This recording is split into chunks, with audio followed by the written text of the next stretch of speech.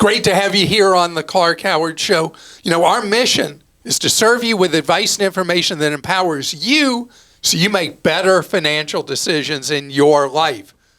And in today's episode, we're moving closer and closer to open enrollment. If you get your health coverage through an employer, you buy your own much tighter period for you to pick a plan for your individual health coverage. And by the way, in the past, where if you're buying individual coverage, you were just automatically re-enrolled unless you made a change, this year you have to manually re-enter for your health coverage to renew in 26. I'm going to talk about what you need to know about this fall's changes with medical care. And coming up later, I want to talk about your idle cash. Interest rates are very much up in the air right now. Reasons Federal Reserve cutting the interest rates it controls, but overall interest rates, because of worries about what's known as stagflation, a slowing economy and rising inflation at the same time, means that it's very hard to know the direction of interest rates straight ahead. So I want to give a really defensive position for you for the money you save, not the money you invest, and that's coming later. On healthcare, because of the law that Congress, the big tax law Congress passed this summer, there are a number of changes with health coverage in 26. And this is not a year when you get your open enrollment booklet from your employer for picking a health plan for 26 to just take 15 seconds and click same.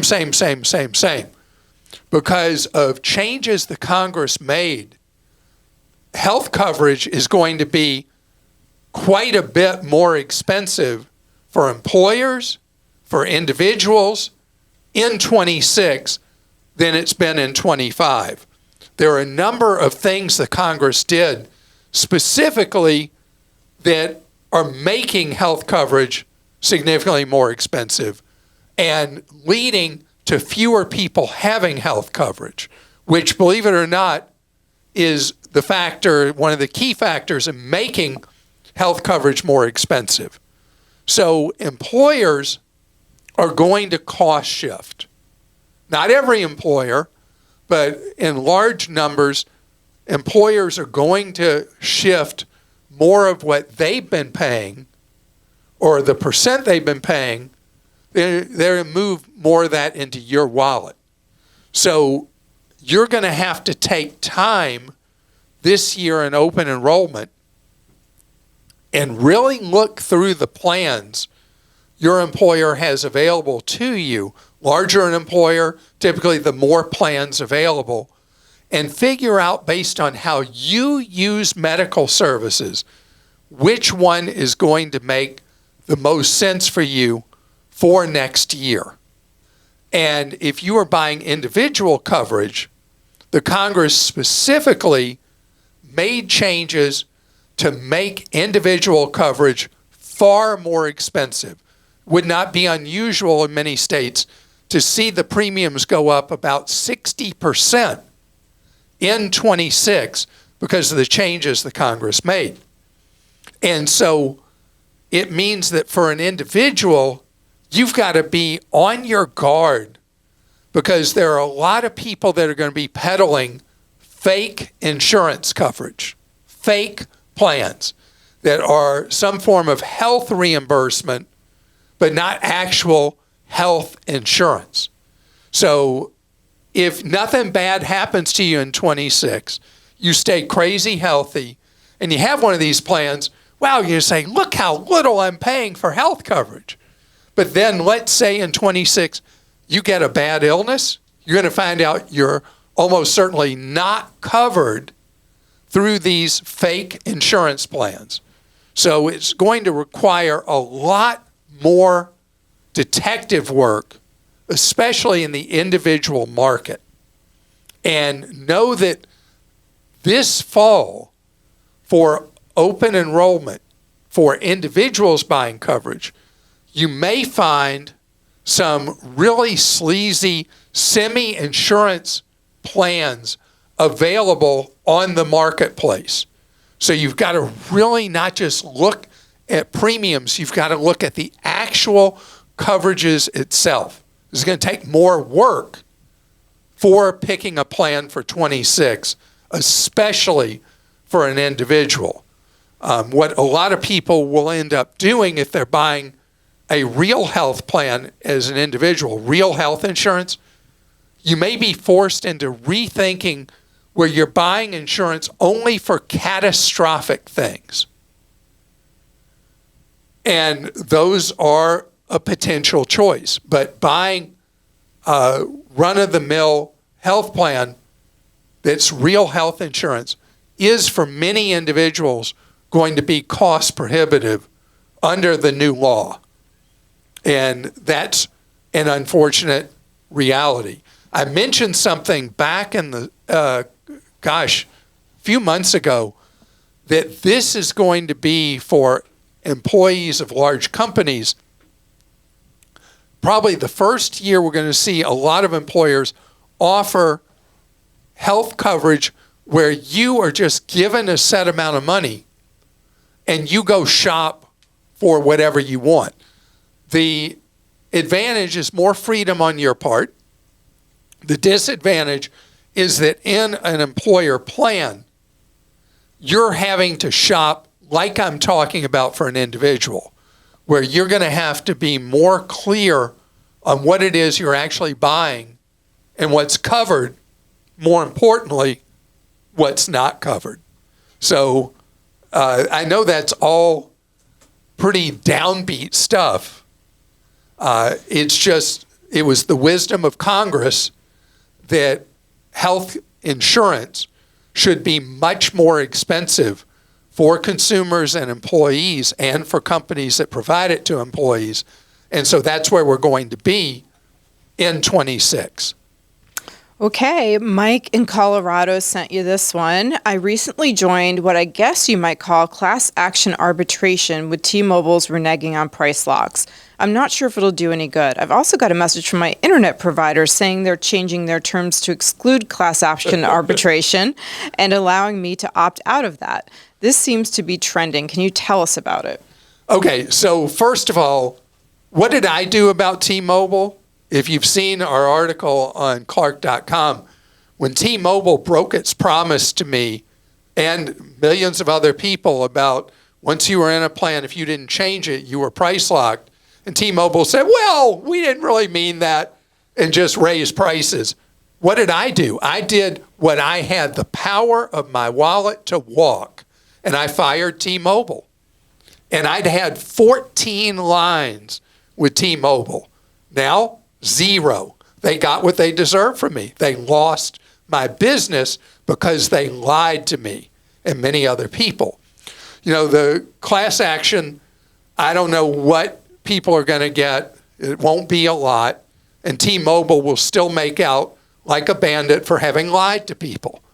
So to me, the real power of the marketplace in a competitive market is if a company doesn't behave, you go somewhere else. And so that's what I did. Now, the thing about companies first banning your ability to sue them and now banning the ability for you to be part of a class action arbitration, it's because companies want to be able to do whatever they want to do, and your choice is do you stay with them or not. And so with your internet provider saying, well, yeah, if we do something that turns out it leads to a class action arbitration, that could hurt us, so we're not going to allow those anymore. You can only act individually in arbitration. They're telling you that they want the power to do whatever they want, and you're just going to have to live with it. Even internet now, we've got so much competition every single year in the home internet space. You don't have to be with a cable monster. You don't have to be with a monopoly local phone company as your only choice or choices. We've got more and more and more coming along. So use the power of the marketplace instead of hoping to get your $4.12 from a class action settlement or whatever it is after the lawyers get their part and you and I get whatever. Instead, if a company doesn't treat you right, can them. But you probably would, if you were staying with this internet provider for whatever reason, you would opt out of that. You have the option. And so the percent of people that opt out of one of these notices is, it's a minuscule fraction of 1%. The reality is most of us are busy in our lives. We don't have time to do things like that. So I don't even mess with class actions. It's just not my thing. Ed in Oklahoma says, I recently purchased an item advertised on one of the social media sites. It appeared to come from overseas. I purchased it using the PayPal option, which has my PayPal credit card associated with it. After receiving confirmation of the purchase in the amount of $59.99 with free shipping, the merchant added another $18.90 to what they charged PayPal, calling it a tax. This amounts to a tax rate of 31.5%. At no time did the merchant inform me of this charge. Had I known, I would not have completed the transaction. Could a merchant actually add charges to a transaction after the fact? I disputed the charge with PayPal, and they denied my dispute and appeal, saying it didn't meet their criteria. How can this be? Do I have any recourse? So as to why PayPal didn't think it met their criteria, I don't know what that would mean. I don't know if you disputed the $59.99 plus the $18.90. To me, it would be reasonable to dispute the $18.90. What this almost certainly is an overseas seller that now has been hit with tariffs. Mm-hmm. And the reality is tariffs are nothing other than a tax on consumers. And so when a company overseas or a seller overseas is selling an item, they are going to charge you tax, which is what this is, for what the cost is they're just passing on. This is a very messy time we're in because of the imposition of the tariffs. And so there's going to be a lot of things like this, including something that we had on TV where someone was having something delivered and they were being billed by the delivery service for the tariffs that had been collected from them for sending the item to the individual. And so they're there with the package delivery person who says, and you owe this additional money. That's the first they knew of it.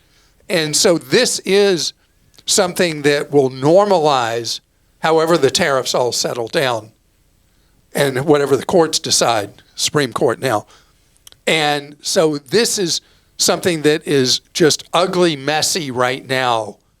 And it is part of what we're going to see in the future, that product prices will have them embedded in them, not this ad hoc kind of thing that out of nowhere you're getting this weird charge. Is for PayPal saying it didn't fit their criteria, I don't get that. Roman in New York says, I have all 3 of my credit reports frozen, and I recently went to Lowe's to purchase an appliance. Forgetting that my credit was frozen, I ended up applying for a Lowe's store card. Yeah, I hate them too, but hey, $100 off. Surprisingly, the card was approved even though my credit is frozen. I did get an email notification that TransUnion blocked a hard inquiry, yet within a day the new card had hard inquiry appeared on all 3 of my credit reports. How is that possible if my credit was frozen to begin with? So this is an area I can only speculate on. The most common way this could happen is if you already have an existing credit relationship with whoever Lowe's uses for their credit program. If you do, then they have access to your credit file already because of the existing credit relationships you have with other lending products or other credit cards or other store cards that you have with others. And that would be how this could happen, where the credit for you already is available. You may not know this, but virtually every credit card company in the country checks your credit every single month at least. Because once you have that existing relationship, their ability to check your current credit status does not freeze. So that would be number one. Number two, and it's the weirdest of all, the credit bureaus acknowledge, I don't think they necessarily do officially, that sometimes they just mess up. And somebody's able to do an inquiry for new credit even when somebody's credit is frozen. That would be a rare occurrence, but it does happen apparently with all three credit bureaus. And the Lowe's card, just FYI, is managed by Synchrony Bank, which is they are so many store cards are actually Synchrony. So if you have any other store cards, that's how Synchrony could go ahead and establish, hey, you're a good credit risk for having a Lowe's card. And even though your credit's frozen, they could still issue that credit. So that is my number one possible guess. Coming up ahead, in the confusion about the economy and interest rates, for your money that you're parking, what I call parking space money, which is what goes into savings accounts and into CDs or into money market accounts with a discount broker, there's a strategy I want you to consider right now, because the future picture is much fuzzier than normal. I'm going to tell you about it straight ahead. There's an old strategy for savers that suddenly is very relevant again. And it's known as the ladder or CD ladder. It's where money that you need to park in savings, money you're not choosing to invest, that you can take the money and split it into 5 equal piles. Let's just keep it simple. Keep the math as simple as possible. Let's say you got $5,000. You put 1,000 of it into a 1-year CD, 1,000 into a 2-year, 1,000 into a 3-year, 1,000 into a 4-year, and 1,000 into a 5-year CD. The reason you do this is knowing the crystal ball of what interest rates are going to be 2, 3, 4, 5 years out is unknowable right now. Too much economic disruption right now in the United States. So if you buy the ladder, you're taking your money and you're splitting it out with the risk of interest rates being spread out to lower the overall risk. And in a classic ladder situation, 1 year from now, you would take the money that now is yours from the 1-year CD and you put it in a new 5-year CD. The whole thinking with a CD parking space is that you would have 20% of that pile, $1,000 plus the interest it earns, available to you in no more than 12 months at any point. And at the same time, historically, a longer CD earns higher interest than a shorter CD. Right now, that may not be the case. But over time, it generally is. That's why every 12 months, when the 1 year comes due, then the 2 year, then 3, whatever, you buy a new 5-year CD. Ultimately, all your money is in 5-year term CDs, which, again, over time, traditionally, has been what earns the highest interest rate. Why? Well, because people demand more interest if they're going to tie up their money longer. But market conditions can actually make a longer term one earn less than a shorter term one, potentially right now. It's still a valid strategy. Where should you buy these? best place to buy them is at a discount broker.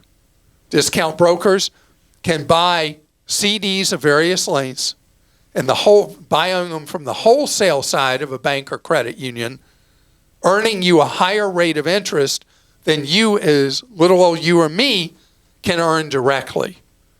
So you buy it through the discount broker, and you buy your ladder, and then you rebuy. Got to have it on your calendar. That when you rebuy each of those over the years, and that is a way that you don't have to try to figure out which way interest rates are going to go over a time period that is more unknowable right now than it even normally is. And this is, again, just for parking space money. Long-term money needs to be invested. Krista? And also, we have some resources at Clark.com. We have a great article on the CD ladder, and we also have a CD ladder calculator, which is pretty cool. So what does the calculator do? Does it tell you how much money your money will be worth at a later date? Mm-hmm. Okay. Pretty cool. All right. Questions came in from all over the country, as usual. And if you want to ask a question, again, Clark.com/ask, and you can indicate if you want to ask a question to Clark or to Wes, if you listen to Ask an Advisor, that airs every Tuesday. This one was written by Tim in Pennsylvania. I make $90,000 a year, and I have the first 2 years of my daughter's college paid for.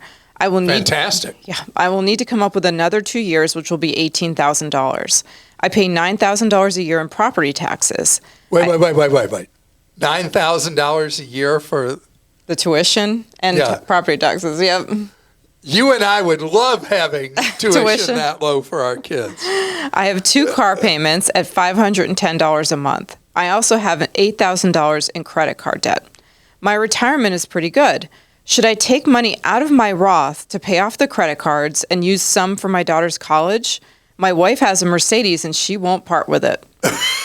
Now, wait. You don't say what you drive and whether you'd part with what you've got. Yeah. And buy a junker and not have a monthly payment anymore. Sorry, just picking on you, Tim, because you're picking on your wife. All right. So I'm going to surprise you. You have managed to save enough to pay for the first 2 years. I think it's fine for your daughter. That's a very small loan amount versus what she will earn in a career to take out federal student loans for the 2 years that you don't have the money saved. Because the last thing I want you doing is using Roth money to liquidate the credit cards and free up money for college. You need that money for your retirement. There's no scholarship plan, no grants, nothing for retirement. No student loans. Yeah. So, you're not talking about, there are people whose kids are going to colleges that are $100,000 per year now, all in. $9,000? Your daughter can handle that. And if she takes out $18,000 in student loan debt, and you then over time after college want to help her with the payments or even make the payments, that's fine. But I don't want you stealing from the future for her college. You've already done so much paying for the first 2 years. And the credit cards, you just say pay them down as quickly as you can. Yeah, the credit cards, thank you. Credit cards definitely do not pull money out of a Roth to pay credit card debt. That Roth money is golden because it continues to grow tax-free and will be spent tax-free later in life. The credit cards, having that debt and coming up with a plan of how much you're going to pay every month to get it paid off in whatever period of time, 30 months. I really like 30-month payment plans. If you can do it in 30 months, do that. And calculating what you have to pay per month based on the interest rate, the cards is really easy to do. And the goal should be to get that to zero. And by the way, you can't use the credit cards at all now if the goal is to pay them off. Catherine in Florida says, we had planned to use our 2% cashback credit card to pay for our bathroom renovation.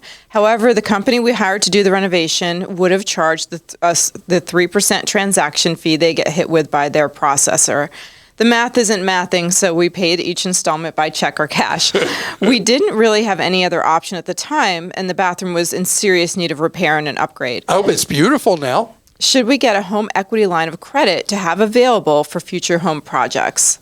Catherine, if you're a member of a credit union, a lot of credit unions with no closing costs allow you to set up a standby home equity line of credit. They usually charge a significantly lower interest rate on them. It's a floating rate than banks charge.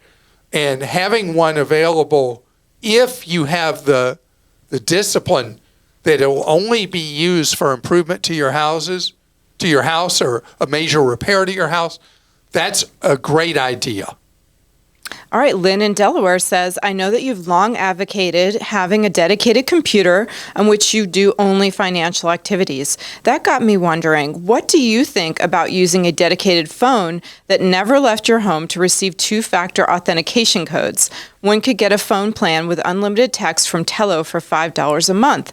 Do you know of any cheaper plans for text that might also be available? Yeah, there's, who is it? Somebody's got a plan that's free that actually has a little bit of data included every month. Is it Helium?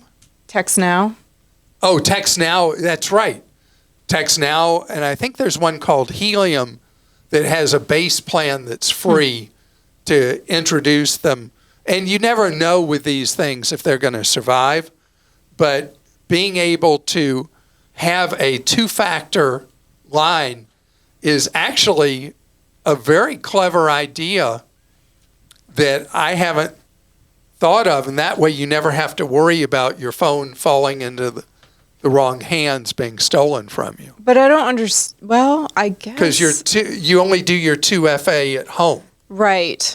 And by the way, the whole thing about the 2FA that was looked at as a silver bullet is not quite working that way. We wouldn't be talking about all the problems with people intercepting your two-factor authentication.